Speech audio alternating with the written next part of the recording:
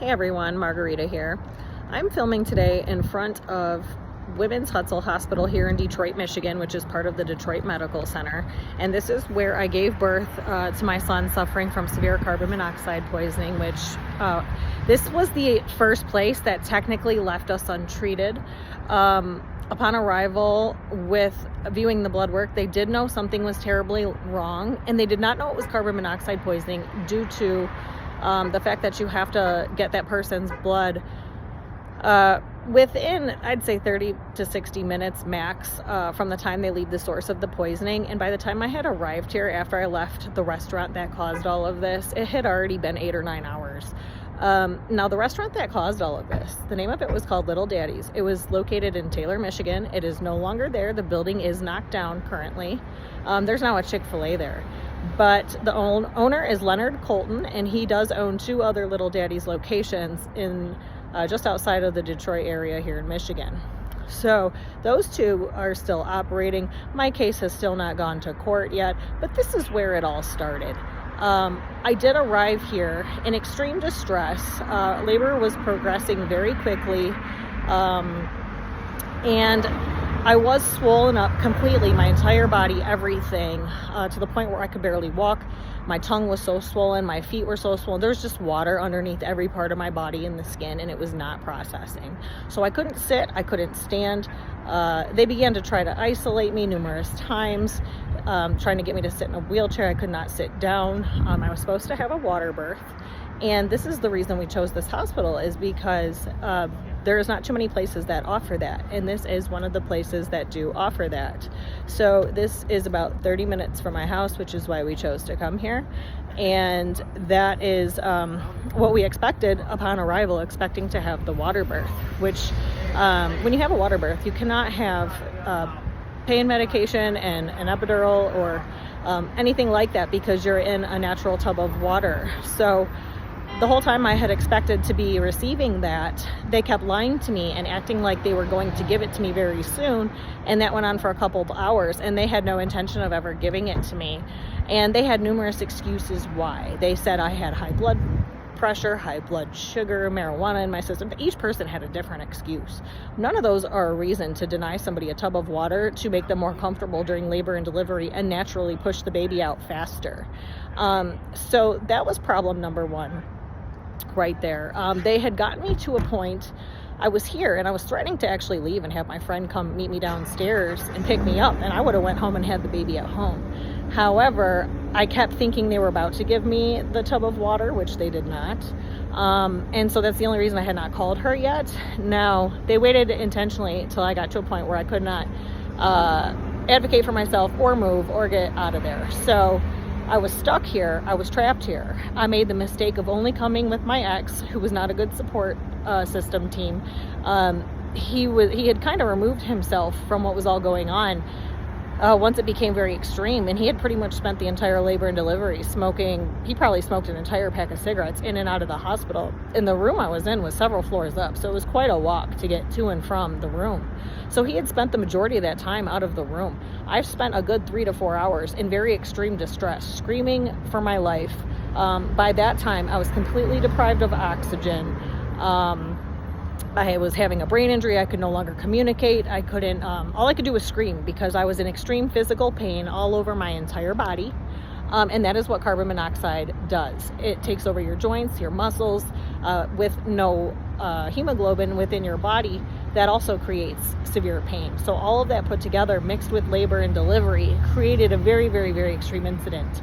And I don't believe there's ever another labor and delivery like that. So I was screaming literally at the top of my lungs, near death, knowing I could not push the baby out, because carbon monoxide also makes you very weak. So they did not tell me there was something wrong when they seen the blood work. They did know something was wrong. And when I do the next video, I'll show you the blood work. And so I'll go over all of that in that video. But just because it did not show elevated carbon monoxide poisoning, it showed a problem with everything else in the blood work. So even though they didn't know it was carbon monoxide, having that low of a hemoglobin, which was 7.2 upon arrival, they knew I needed oxygen. And I was their perfect target. I was a golden goose to them. due to the fact that I had no prior medical history. I was very healthy. I worked out every day. I was 32 years old. I had other children prior. I was the only non-black individual having a baby here within those couple of days. And they saw that I was not married to the father, and that the father was not the brightest crayon in the box. You could tell due to his actions during all of this. And you could tell he didn't really know his rights, and I was the one who had all of the information and knowledge about how things work and patients' rights and such. But once I lost the ability to communicate, I made the mistake of not having my friend meet me down here. I very well should have done that, now that I know what I know today, because you cannot go into a hospital with at least a 2-person backup, and I would say more than that. And even then, I also came with no family members. They saw no mother figure, nobody whatsoever except for me and my ex were here alone. So to them, these are all, that makes me a targeted individual, me and my unborn child. So, they knew upon arriving that there was, here's the golden goose. She just walked in. We know something's wrong. She's already very close to death. They did not give me oxygen, knowing that I needed it. And at one point, when I was about to die, I knew I was not far from dying. This is probably within 15 minutes of that time. They did give me 1 breath of oxygen, which then relieved all of the pain within my body. And I had taken such a deep breath, you could tell I was actually suffocating, and all that suffocation to my entire body and my system was causing extreme pain on top of the pain I was already in.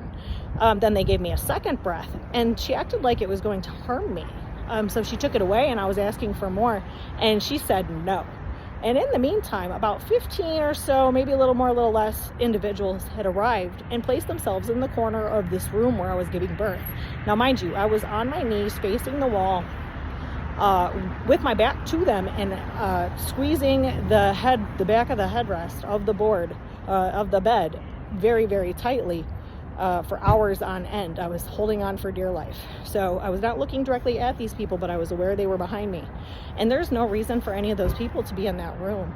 And the reason I'm filming here is because I watched a video earlier pertaining to the Detroit Medical Center hospitals here in Detroit, which there are underground tunnels that run all through the city of Detroit, under the restaurants, under the hospitals, all through the city, may even possibly run all the way to Canada. And I'm aware of that because I've been down there in some of the restaurants that I've worked at over the years. But I watched the video where 3 people disappeared from the Detroit Medical Center Hospital, and they were basically in circumstances like mine and were targets because they were in there alone, and they disappeared and they never were found. And they're believed to be either human trafficked, or their organs were trafficked, or something along those lines. And I do believe that that was the case in our situation. That's what they were trying to do. However, some of the things I was saying and the knowledge that I had, they knew that I had more knowledge than the average individual. So at some point, they did begin to back down. But it was not until the next day after I had given birth and started demanding that I'm leaving. Basically, no matter what you do, I'm leaving. So I barely got us out of here. I did have to scope out the place to make sure I could get an exit route. There was an ankle monitor on my baby's foot. There was a security guard at our door after he was born. They made up numerous excuses why we were not allowed to leave and why they were trying to keep us here for 3 additional days. So there's several factors here. And I am going to post the link to the video of the people who disappeared out of the other hospital not too far from here. And what went on with them. And I do believe I fall under that category of what they look for when they are going to target somebody to do something like that. So I am going to do the next video with the blood work and break everything down and give more detail into that. I just wanted to show everybody where exactly I was at, and I do not recommend that you ever have a baby at this hospital. Thanks. I'll be back with another one. Bye.